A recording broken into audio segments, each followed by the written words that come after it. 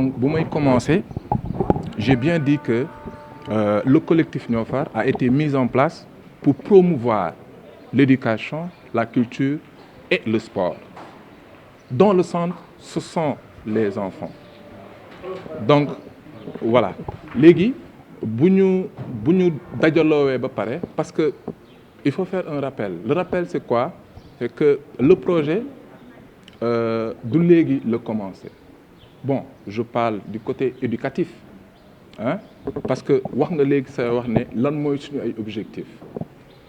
Le projet bu mu commencé ak léegi yàgg na feneen lañ ko commencé woon léegi bu ñu ko fa commencé après on a vu la nécessité ñu gis ne war nañu mën a bouger foofu ñu nekkoon pour mën ko yóbbu ci beneen cadre bu gën a propice loolu moo tax tey ñu woo leen fii donc projet bi am na ay objectifs. L'objectif c'est quoi? Premièrement, nous voulons lutter contre l'analphabétisme.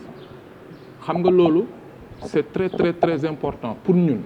parce que boo gisee ñun secteur bu ñu juddoo ñun ñëpp ay boy Médina lañ xam nañ ne la plupart des boy Médina du ñu yegg ba université et am na ay chiffres yu alarmants yu gars yi wax la dernière fois nee nañ boo gisee 10 boy Médina ñaar ñooy yegg université. Donc collectif bi dina def le tout pour essayer de sensibiliser parce que c'est très important de conscientiser les jeunes aussi xamal leen na leen éducation moom mooy avenir u ëllëg donc jàng lu am solo la donc loolu bokk na suñ ci ay objectifs beneen bi mooy xam nga Médina dafa doon gox boo xamante ne dafa bëri ay artistes dans tous les domaines te fii amuñu centre culturel maison de la culture de Outa Seck ce n'est pas pour la Médina c'est pour la culture boo jógee woon tey ba Tëngéej wala ba Tamba bëggoon fa organiser benn manifestation wala benn événement culturel dañ la koy jox mais léegi on a pris ce lieu-là afin de permettre aux artistes qui sont issus de la Médina parce que nous commençons par notre communauté neewuñu nag on n'est pas ouvert à tout le monde non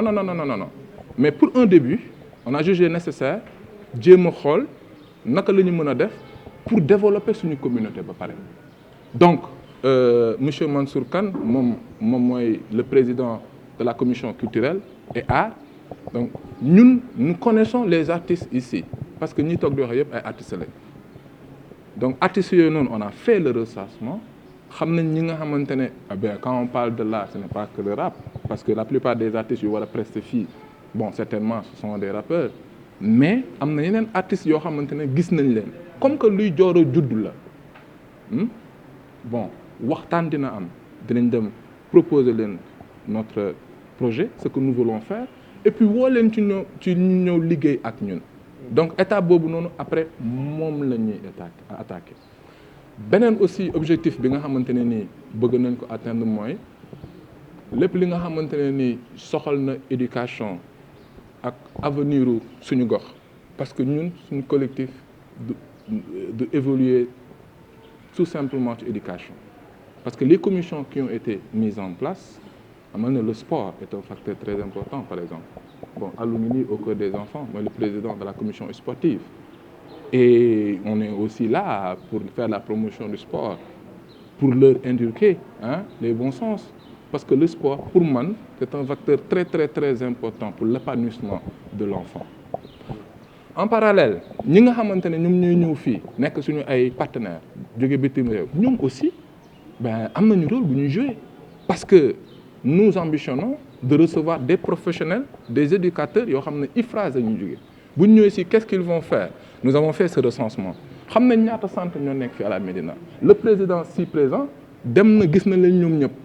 on est allé les voir discuter nañ ak ñoom wax nañ ñi nga xam ne mooy seen problème te ñun lu ñu constaté c'est la formation nous avons que des moniteurs dans nos centres et c'est insuffisant donc on veut proposer dans la durée naka la ñu mën a def pour lëkkaloog suñuy partenaires ñu ñuy envoyer des professionnels comme ça ñu mun leen former donc la formation elle est importante maintenant léegi évoqué naa bu ñuy waxtaan peut-être xam naa yow yaa ko déggul ne leen il y a la formation professionnelle, ben, la pédagogie, elle est là. Mais quand je parle de formation professionnelle, moi, je fais allusion aux jeunes que je croise tous les jours. Ci mbedd bi ñuy errer dans les rues, c'est l'oisiveté, la mendicité. Donc il faut que ñu créer jéem a xool ensemble naka la ñuy réfléchir pour pouvoir les intégrer. De ce fait que loolu moo waral tey ñi ngi teg benn mbir moo xamante ni mooy cérémonie de lancement collectif bi ñu préparé fi benn concert parce que man maa géré côté culture Mouhamadou Mansour Kane avant tout quoi. De fait que loolu noonu tey ñi ci war a teg collectif bi war a montrer tamit produit bi nga xamante ni moom la ñu yore parce que nit ki tamit boo yoree dara bëgg ko jox ay nit foog nga jox leen avant-goût ñu xam kat ñoom li ñuy goûter lan la. De fait que tey jii nii bëgg nañ leen defal concert ak yenn prestation scénique yu rafet ak yeneen yoo xamante ni bu ñu ñëwee dañ leen ko fi fekk ci loolu ci mag yeeg xale yeeg ñëpp bokk ko. léegi dimanche bi di le 19 muy suba ñu jël tout tànk yi nga xamante ni ñoom ñoo nekk ci gox bi ak fu ñu mën a jóge nekk tout tànk bépp parent boo xamante ni yow am nga tout tànk mu jege la ak mu bañ la jege yaakaar naa war nga ci mën a jàpp nga téye ko ci loxo indi ko fii nga xamante ni mooy Empire des enfants mu ñëw fekk moroomu xaleem yi nga xamante ni ñoo fi nekk ñu bokkandoo mbégte boobu ak bànneex bi. parce que tamit am na lu am important loo xamante ni foog ñu bàyyi ko xel xale loo ko lebal tey bu subaa bu demee ba màgg que ce soit mu nekk kilifa yow lay njëkk a fàttaliku garab la rek ak bor boo leble. te boo ko lebalee tamit ëllëg boo demee ba toll ci yenn âge yi parce que ñun nekk ñu loo xamante ni dañu éternel tôt ou tard dañ fi bàyyi tamit suñuy rakk ñu continuer liggéey bi ak suñuy doom parce que di nga dem ba benn âge dootul sa énergie ak sa jot dootu la ko may ak sa santé. de fait que lépp lu ñu lebal ndaw yi si ñun lañ ko delloowaat rek lañ koy delloowaat parce que ëllëg ñoom ñoo ñu fi fekk si toll comme fi ñu toll nii di woo ñëpp bàyyiwuñu kenn bépp parent boo xamante ni yaa ngi ci gox beeg. ak ñi nga xamante ni jot nañu li nga xamante ni moom la ñuy génnee nii ci presse bi boo ci mënee jàpp nga ñëw jàpp ci base baa ngi nii Empire des enfants xeebuñu dara nag ak lu mën a ñëw ci loo xamante ni dafa jëm ci xale yi xeebuñu leen. lan nañu def temps yi yëpp doonoon nañ dem ci école yi donc du coup dem nañ école Médine école Simon Fall Charles Baudelaire voilà def nañ ay école pour xool effectivement nan nañuy mun collaborer ensemble parce que ñun. lan mooy suñu priorité parce que école yooyu ma cité yëpp te ñu nekk ci Médina bi en fait xale yooyu dañuy ñëw ñun ñu leen di jàngal après l'école donc c'était même important d'aller rencontrer école yooyu discuter avec la direction loolu moo ñuy permettre ñun de façon très claire ñu xam xale bi fan nañ koy jàppale c'est important donc l'éveil permettre à l'enfant de comprendre ce qui se passe parce que amoon na solo ñu xool yan manquement la am du coup avec ñi nga gis nii ñu nekk seen ginnaaw ñoom dañuy ñëw parce que partenariat boobu loolu moo tax mu am solo parce que ñoom dañuy yónnee ay éducateurs spécialisés yoo xamante ni ay éducateurs yoo xamante ni pour jeunes enfants maanaam catégorie xale yi gën a ndaw léegi du coup ñoom suñu ñëwee lan la ñuy def yamul rek ci question école bi parce que c'est important de plus en plus ñun dañuy gis ni ñun ñii di leen jàngal soutien scolaire dañuy gis ni xale bi dafa soxla éveil donc dañ leen di proposer donc des activités parce que du question rek da ngay ñëw jàng réciter leçon après soutien scolaire nga ñibbi déedéet ñun suñu ambition mooy permettre xale yi nekk fii xale yi yëpp ci gox bi ñu mun avec stagiaires yi fii ñëw ñu leen di jàppale parce que day am suivi c'est très important le suivi du yam rek ci domaine école kese non du war nañu permettre tamit di gisanteeg parents yi parce que dañ siy miser beaucoup avant fi ñu nekkoon endroit bi dafa tuuti woon du coup avec le centre là ñun suñu objectif mooy permettre des rencontres parents enseignants parents élèves c'est très important parce que comme ça tout sera mis au clair ñu xam xale bi lan la soxla wala nan lañ koy jàppalee éventuellement xale bi mun jóge fii yegg fii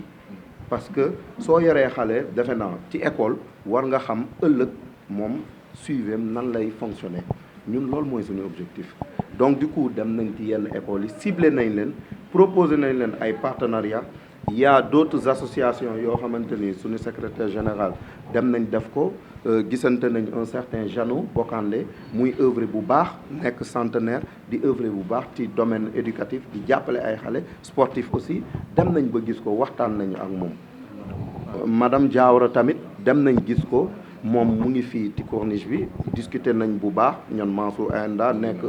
un sportif boo xamante ni reconnu Boubs Baye Fall bi nga xam ne moom tamit day œuvrer ci loolu di jàppale à travers Medivac bi nga xam ne suñu secrétaire général moom moo géré woon tout ce qui est du domaine éducatif moom moo ko géré woon donc nous on a essayé de regrouper les meilleurs enseignants possibles parce que là il y a des professeurs en informatique, des ingénieurs donc en informatique, des professeurs d'anglais, des professeurs de mathématiques, il y a le domaine mode, style et mode, donc c'est assez large. Mais pour un début, il faut faire pas à pas, dérouler d'abord dans une première phase, après dina am deuxième phase, troisième phase. Mais ñëpp ñu ngi leen di woo parce que c'est pas fermé, c'est accessible. Maintenant pour xale yi jàng si bi fii inscription yi dina am parce que mënuñu jël ñëpp, c'est important. te di wax tamit parents yi bu ñu indi seen xale rek foog ne ñun après ñooy gérer lépp. C'est important parce que parent su la indilee doomam dafa war a am suivi, c'est-à-dire daf ñu war a woo souvent di xool état xale bi avancement bi nag moom mu ngi amélioré mais waxuñu rek nga indil ñu suñu doom mel ni fii benn internat la wala benn kii boo xamante ni dañuy regrouper xale yi non ñun dañu bëgg loo xamante ni lu fiable la. parce que Cheikh Bamba bi toog nii il y a 2 jours de cela am na opportunité rencontrer l'adjoint du maire donc bu mu fa demee waxtaan bu yaatu moom expliqué na ko ce que nous comptons faire waxtaan nañ bu ñu waxtaanee ba pare nag ñoom ils ont été réceptifs et ils nous ont dit wax nañ ñu ne dinañu accompagner donc là je pense que sur ce point-là amuñu inquiétude à ce niveau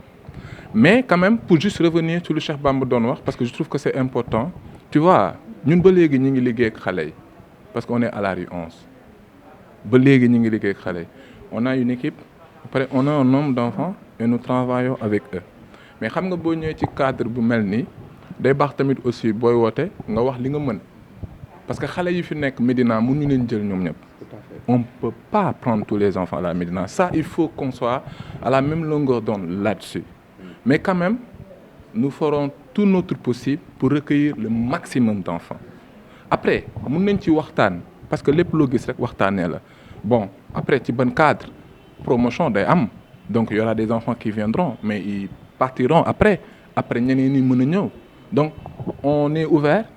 voilà bëgg nañ tamit aussi xale yëpp ñëw mais cadre la boo xam ne ñun ñoo koy définir après temps bu muy jël mënuñ la ko wax parce que ñun bu ñu commencé ak booy être au devoir ñuy def xam nga xale bi day xëy dem jàngi bu jàngee day wàcc bu wàccee après day dem këram bu demee këram day ñëw bu ñëwee 3 heures de temps ngay passé ak xale bi du xale la boo xam ne dafa nekk ci benn centre logé nga koy nourrir ba pare di liggéey ak moom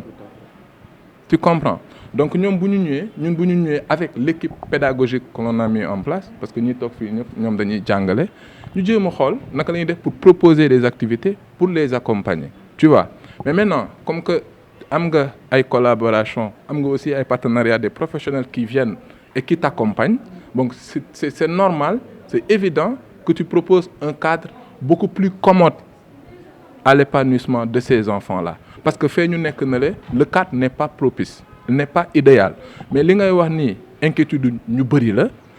le recensement on l'a déjà fait xam nañ le nombre d'établissements scolaires qui sont à la Médina rencontre nañ leen la plupart des centres aussi dem nañ rencontre nañ leen waxtaan nañoo ak ñoom wax nañ li ñu bëgg a def donc je pense que à ce niveau-là il y aura pas de malentendu sauf que il faut que tamit qu'on le dise il faut qu'on précise cela aussi du ñëpp la ñuy mën a recevoir te xale bu ñuy recevoir aussi parce que affaire bi c'est devenu formel tu vois il y a des professionnels ici quoi tu vois